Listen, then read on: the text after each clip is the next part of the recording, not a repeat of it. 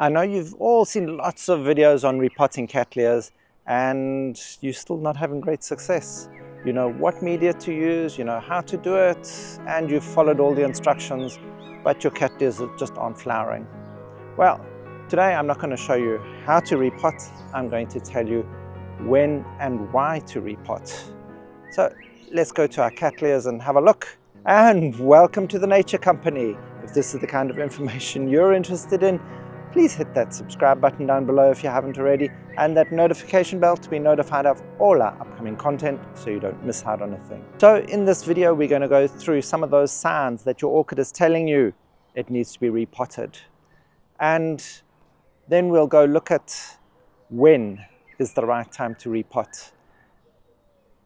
When are we going to be repotting those monofoliates? When are we going to be potting those bifoliates? Is there a difference? What do we need to look out for so that we know when is the right time to repot these Cattleyas? So here is a great sign of a time to get in to repot a Cattleya. It's outgrown its pot. We look into the media and the media is all becoming decomposed. It's holding too much water. It's almost producing a soil that's clogging up the air gaps between the bark. So this is the time that we want to repot, because now your media is just going to rot all these new roots that want to grow down into it. And the reason it's going to do this is because it's clogged up all the air gaps, and the orchid roots need that oxygen and that transpiration to occur in the media so that it can absorb water and take up all those nutrients. And also because it's just growing out the pot completely. So this is an excellent example of when an orchid is telling you, repot me. Here's another one. The orchid media seems to be disappearing from the pot. It's a good sign that your media is either decomposing and going to the bottom, which is going to stop that air movement and hold too much moisture again, or it's that the media has fallen out and it's time to relook at it and repot it. And another sign you need to look out for to repot your orchids is when the roots have just become completely overgrown in the pot itself. This is going to cause the roots to suffocate each other, stop that air movement, hold in that extra moisture that they don't want, and problems may start to arise from that. So you need to keep an eye out on overcrowding roots, decomposed media, media that seems to be disappearing from the pot, and of course overgrown plants. And the reason you want to repot at these points is all for those same reasons. It's wanting to make sure your roots can have healthy growth. You want to make sure you can get air in and around your plant and the roots. And you want to just ensure that it can be as happy and healthy as possible to give you all those amazing blooms. Okay. I hear you already. You're telling me, I know all of the stuff. Get to the stuff that is interesting. Show me why my Cattleyas aren't flowering when I transplant them. Well, we have to look at your particular Cattleya to be able to tell you that. There's two main groupings of Cattleyas. One is the rooting before flowering, and the other is the rooting after flowering. And then, of course, some like the Walkerianas, where you're getting rooting and new growth on and off throughout the year. But we're not worrying about them because they're probably the easiest of all the ones to transplant and repot, because you can just about get growth any time of year. So let's look at the other two. And it's not as easily divided into the monofoliate and bifoliate groups. Each of those two groups have got ones that overlap. So let's take a closer look at some of the orchids and explain what we're talking about. So on this orchid, for example, we can see this nice young new growth, and immediately we look and we can see that it's developing roots as this new growth is coming out. So This is a rooting before flowering. So as each rhizome extends and sends up a new pseudobulb, it pushes roots out at the same time, which means this one we're going to be replanting as we see this new growth forming, because then we know these roots are going to be set off straight into the new media. Because if we're leaving it for extended periods like this, we're going to be breaking off all this root volume, and it's going to set the plant back a bit. It's not going to be a complete drain smash, but it's just going to retard the plant's growth while it tries to reset all these roots. Also, as your root growth gets longer and longer, they get accustomed to the air. And then putting these back into a media is going to start causing them problems again, because now they're used to absorbing that water super quickly, and in the media they're not going to need that. They've also got used to the amount of air that they're getting. In the media they're going to get less. So you're going to probably land up with some root rot.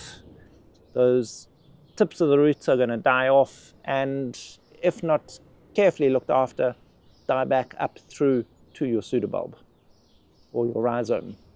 And so in the more extreme cases, when you've got really long roots, you're probably going to have to cut them off to about 4 inches or so and allow the branching to take place from there, because the rest of it in the depth of your pot will just rot off. So it seems an absurd thing to do, but I'm afraid it's going to be best for the plant. Also, if you can get to transplant before you see these little nubs coming, then rather do that then, as opposed to at this point where these can be broken off, and certain of your Cattleyas are not going to produce any roots after the initial set. So it's going to really put them back a long way. So rather, if you can catch your orchid at this sort of point, where when you're looking carefully, you can see those little nubs just starting to form there. This is the ideal point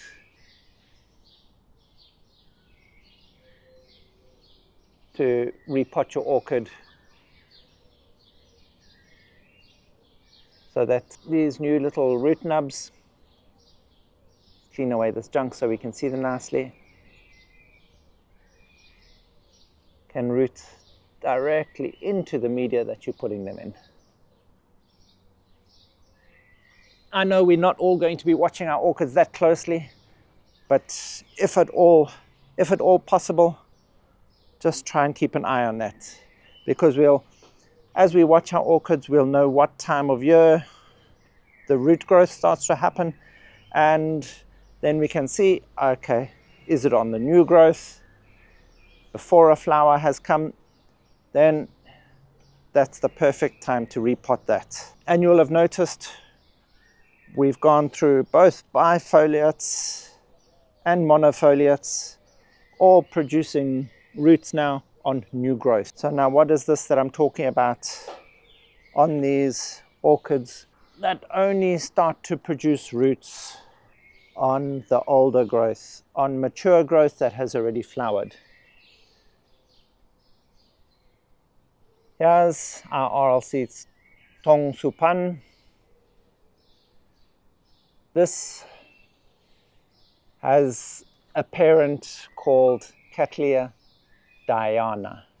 So one of the parents of this, and with a lot of the yellow flowering Cattleyas, they'll have some Dawiana in them.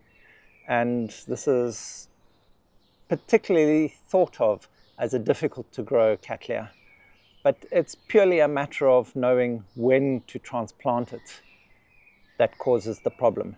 Because as we can see, here's the new growth. There's absolutely no new roots coming off that new growth. Not even a hint that there's going to be a little root bud popping out or anything. That's because this is only going to start producing new roots after flowering. And if we transplant it now, we break up all that root volume that it's got, we disturb it, we damage it, and then the pseudobulb isn't going to be able to get enough nutrients and water to be able to mature properly. And then what's going to happen is it's going to then put all of that energy out into making new roots and not produce a bloom. And the whole point that we have this plant is to get those big magnificent yellow blooms. So this, when you're wanting to repot them after flowering. As soon as your flower spike is done, cut it off and transplant. You'll notice you'll have almost no setback in your growth, and the following year you're going to get those amazing blooms again. There's the two main differences in the Cattleyas when you're wanting to repot them. One is repot before flowering, just as that new shoot is coming up, so that the new roots can then go into the soil. And number two, repot after flowering. So your best bet is to keep an eye on your orchids, and you'll soon enough be able to tell which ones are repot before and repot after, because it is going to make such a big difference that you're not damaging the roots at the time when the plant needs them to be able to mature properly, to flower properly. The trick is really simple, just as easy as that. Ensure you have the right timing. The time of repotting your different Cattleyas is as important, if not in some cases more important, than the other signs that your orchid is telling you that it's time to repot. So rather hold back until it's the right time, even if your media is starting to decompose, because you don't want to damage the roots more, because you might set your plant back further than just leaving it for that little bit of extra time to ensure that it's the correct time to repot. We are beginning to post some exclusive content in our Buy Me a Coffee link down below. So if you're interested in that, hit us up there. We also have a dedicated WhatsApp line to help you with any problems that may be occurring with your orchids. And thank you for watching. If you found any of this information helpful, please hit that like button, hit that subscribe button down below, and that notification bell, bing bong, to be notified of all our upcoming content so you don't miss out on a thing. Help us grow as we help your orchids grow.